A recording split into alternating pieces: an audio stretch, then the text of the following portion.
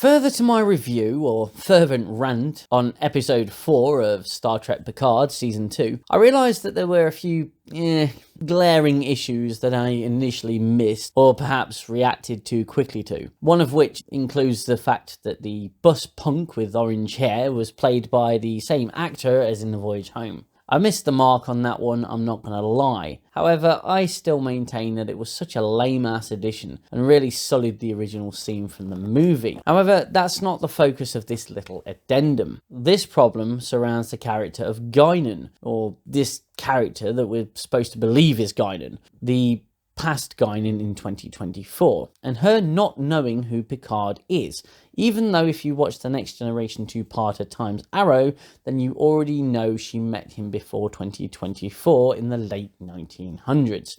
And for the most part, people's explanation of why she doesn't know him would seem to make sense. However, it would seem as though there's a much bigger problem, and that's one I thought I would share with you today. Okay, so stay with me on this one.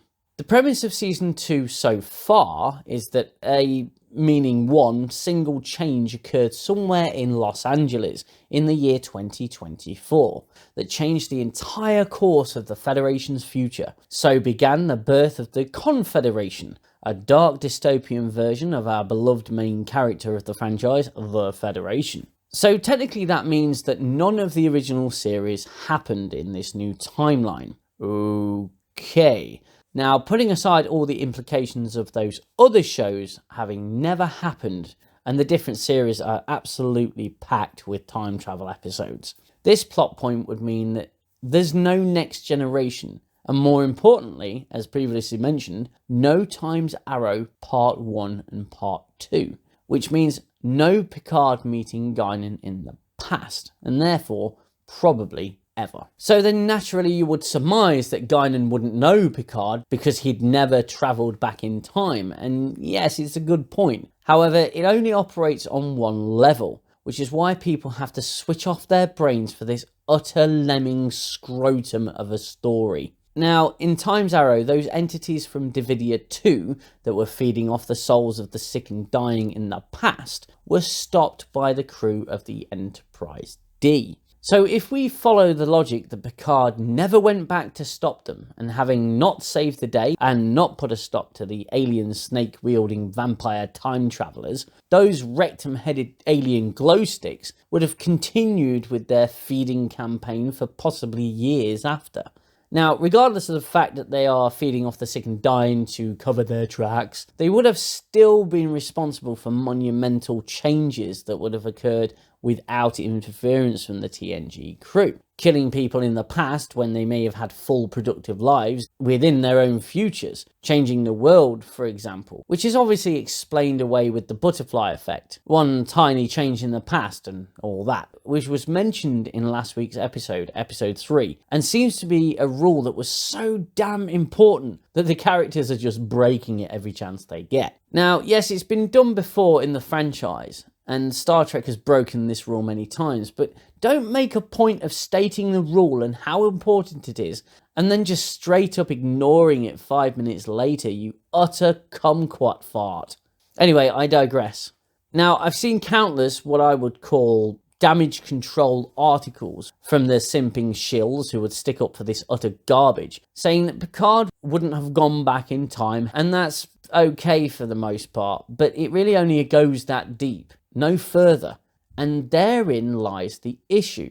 The broader implications of the non-involvement of the Enterprise crew in the 1900s would have changed the timeline to such a massive degree and possibly sank humanity into a metaphorical pit of hell on Earth, or opened up the Earth's future to countless problems. Who knows what they'd be. But the change in the timeline would have occurred then, as a direct result of the Enterprise not going back because it didn't exist in that way. Now, these absolute funk muffins are telling us that the one change in time that changed everything happened in 2024. Now, I'm a pretty forgiving guy. I'm not expecting perfection from these utter planks of dry dog shit.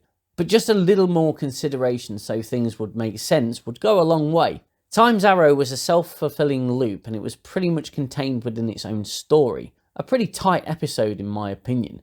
However, if it didn't happen, then the sheer amount of changes that would have occurred as a result of the Davidia 2 parasite entities continuing their sucking activities would have been enough to change the future in such staggering ways, even possibly causing a paradox. However, we're expected to believe that it was this one change in 2024 that changed everything. But my point is, the change in 2024 would have changed the future, which would have changed the past, which would have changed 2024. But as I've said, that would mean no Enterprise, no time travelling, no saving the day, and would have affected the previous course of events in the 1900s, because they never went, and would have nullified any change that took place in 2024, because that 2024 would never have existed. And oh no, I've gone cross-eyed. I hate temporal mechanics. I'm sure these things will be explained away with some useless contrivance by the end of the season, or perhaps by the end of the show, as this already has a goddamn season 3.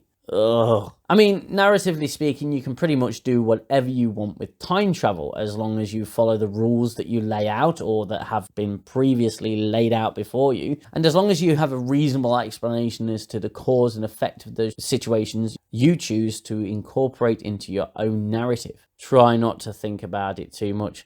The writers didn't. Additionally, some have argued that Guinan doesn't sense a problem with time as she has in the previous Next Gen episodes because she hasn't yet reached those changes, so everything is normal, right? But wouldn't she have already felt the effects of the changes in the timeline when Picard didn't travel to the 1900s as he should have? Surely the time sickness, very creative name for it by the way, would have taken its toll then.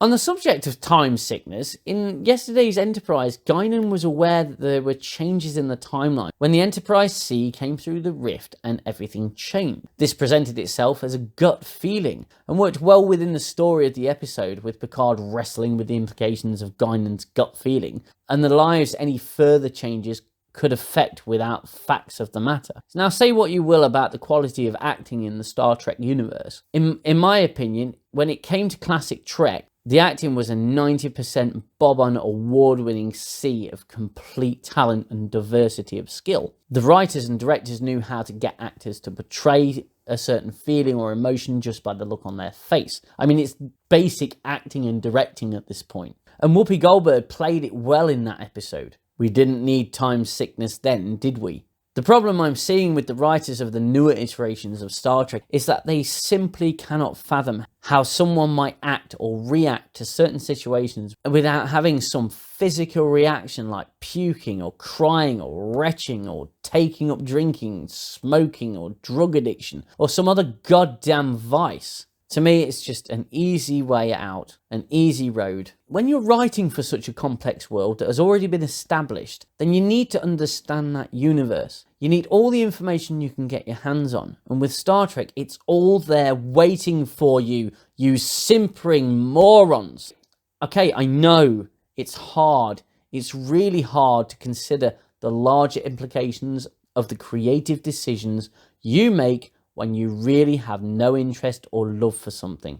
But there are, again, narratively speaking, ways around things like that, especially with sci-fi. And if you're a good enough writer and knowledgeable about the source material, then you can overcome those obstacles in a sensible and creative way. If you're not, then just fucking leave it alone, you absolute fastidious cum leeches.